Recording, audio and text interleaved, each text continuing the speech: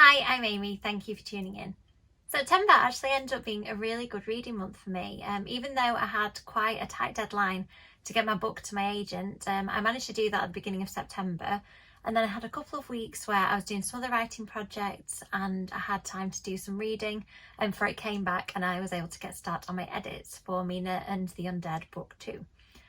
So I'll talk to you first about the books that I read in September and then the spooky books I am excited about reading for October. So the first book I read, I started reading it during August, I believe, was The Undying Tower by Melissa Welliver. And this book is already out in ebook, but it comes out on the 7th of October in physical copy. And I really enjoyed this book. So it is a dystopia set in a world where people who are undying, people who are not going to die, are ostracised by society. And it's told in a really interesting format where it goes in the present day and then it flashes back to the past that tells you how the characters got to the point that they're at in the present day. So I really like that format of storytelling. I think that Melissa Welliver's storytelling style and writing style is brilliant and very evocative of settings, and she creates characters that you really care about. So there's a really promising start to the trilogy and I'm excited to see what Melissa Welliver writes next.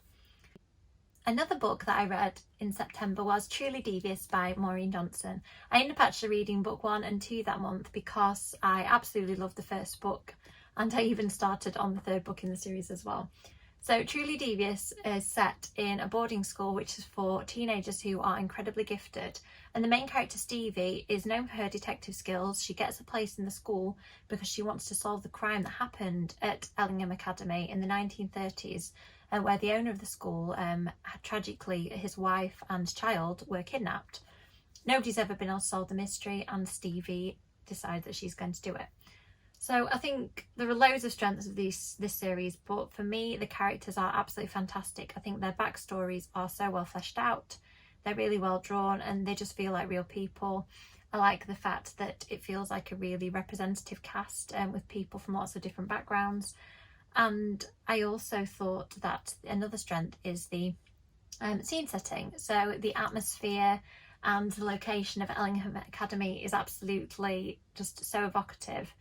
And I think another thing that I really liked was the historical element. So you get to see scenes written during the 1930s period in Ellingham, and then you get to read about the present day story. So it just felt completely different and something that is perfect for this time of year and just fits into that niche of books I absolutely love, of atmospheric YA murder mysteries. So the first book was a fantastic start, and then sometimes when I continue with a series I don't always love the second book as much because I feel that the first book is when you get to meet the characters. So my goal will be to make sure that I write a second book that people will love, and this series really does that too. So The Vanishing Stare, I think I enjoyed just as much as Truly Devious. It continues the story, and unusually I think quite often books like this have one mystery per book, but Stevie in some ways is still working on this original mystery, and the storyline continues from book 1.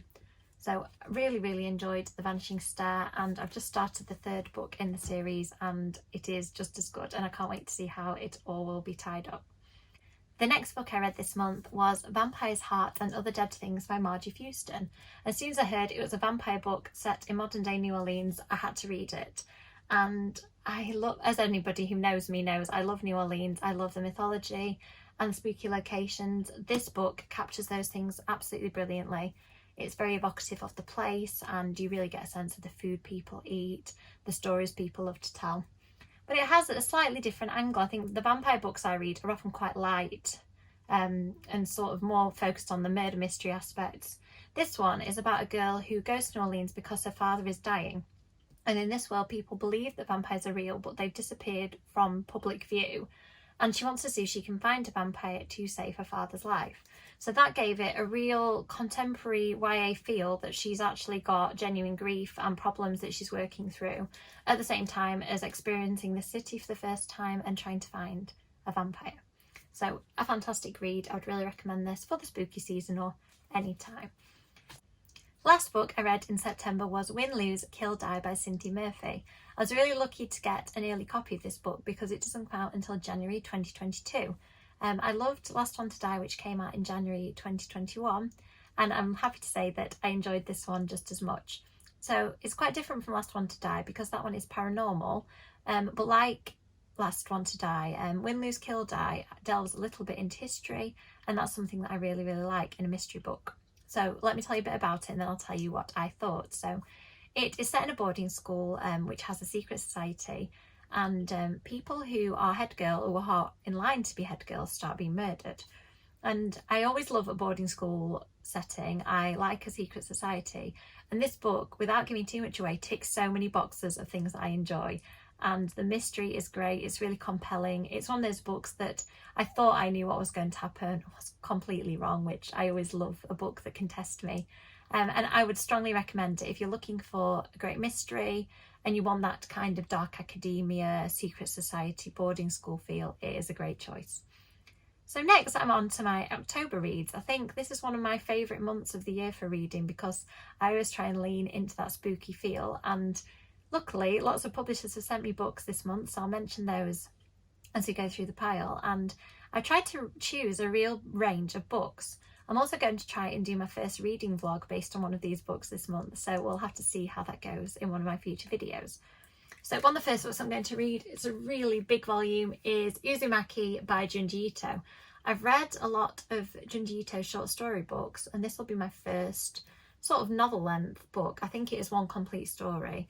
I've just started reading it and already it is strange and creepy and quite frightening, and I love Junji Ito's short stories, so I'm excited to see how Uzumaki, which is about a town that gets taken over by spirals, that is all I know. I've got to work out what this is actually going to mean. But yeah, I'm really looking forward to reading such a dense, long volume and to reading one complete story. Next up is a book that I got an early copy of, and that is A Single Thread of Moonlight by Laura Wood. Now, Laura Wood's books aren't probably what I would think of as my usual type of book, but she's one of my favourite authors. Her YA books are really beautiful, historical romances that feel very steeped in the history of the time period. They are always incredibly atmospheric and they set the scene beautifully, and they usually have a lovely love story at their core. So A Single Thread of Moonlight is, I think, loosely based around Cinderella, and I know I'm going to love it because it is a Laura Wood book, and it also apparently has an autumnal feel, so I thought I'd make sure I read this on or around the time that this book comes out. So, and it's a really good thick one too, so I've got a few chunky books on the pile this month. The book I'm going to do a reading vlog based on is All These Bodies by Kendare Blake. Now, Anna Dressed in Blood is one of my favourite books of all time. It came out 10 years ago this year, and it's the story of a vengeful ghost, and this is Kendare Blake's foray into vampire books. She's also going to be writing a Buffy the Vampire Slayer book, which I think comes out next year, but I'm really excited to read a murder mystery written by Kendare Blake about vampires.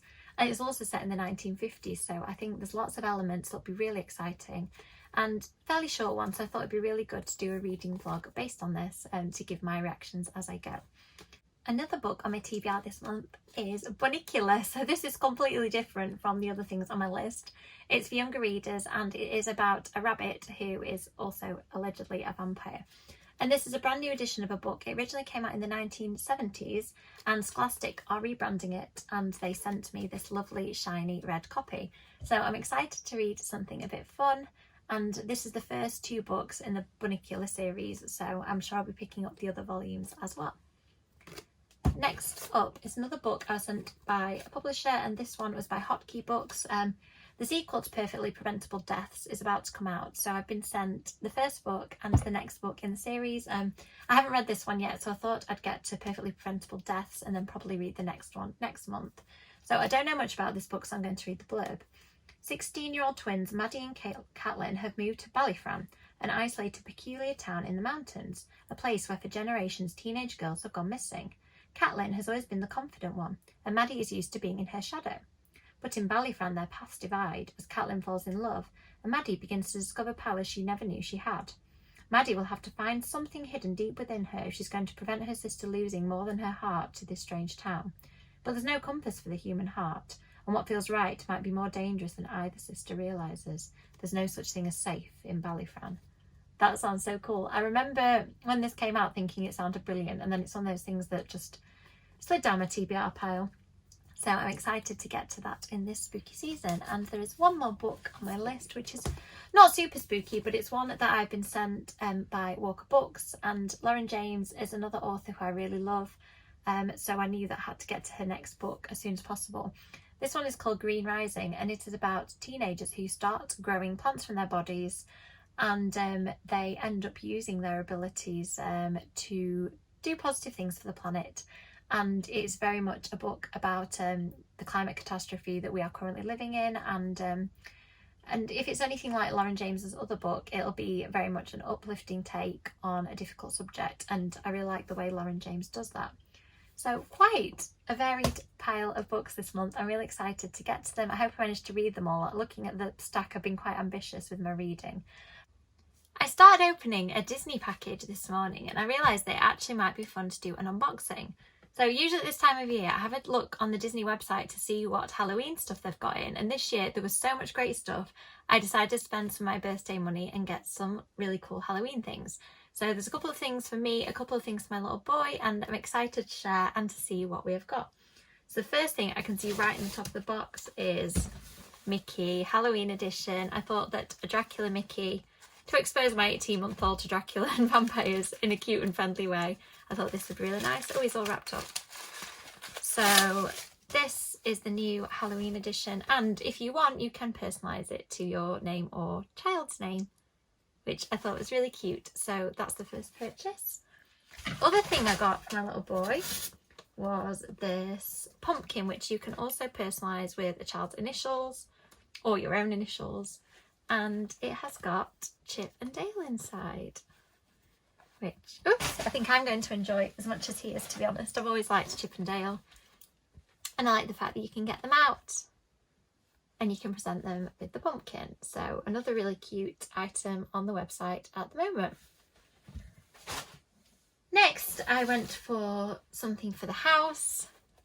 So this Mickey cushion, I think is really cute. It says "Hey Pumpkin" on the back, and I have a feeling this is going to be one of those things that might be out all year round instead of just coming out for Halloween. So first of the household items, I really like that one. This, I only have some vague recollection of what it is. It's absolutely huge. Oh, I do remember. So this one, I think, might be my Mickey sweet jar, and it is.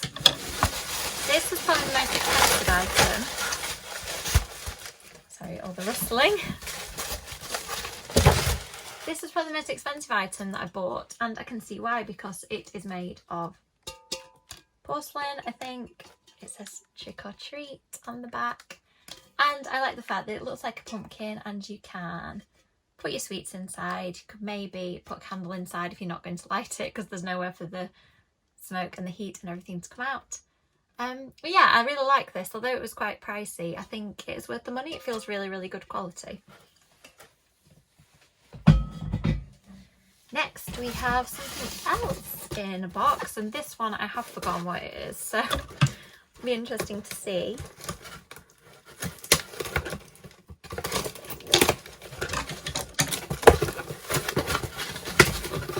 Certain it's Halloween themed. I'm not certain what it is. So, something pumpkin shaped. I'm still not ringing any bells. It's really well wrapped. Okay, so so this is the tea light holder. So this is the one that you could actually light the candle and. Oh, that's really cute. So you can take the little top off the pumpkin. Has a place to put your tea light inside.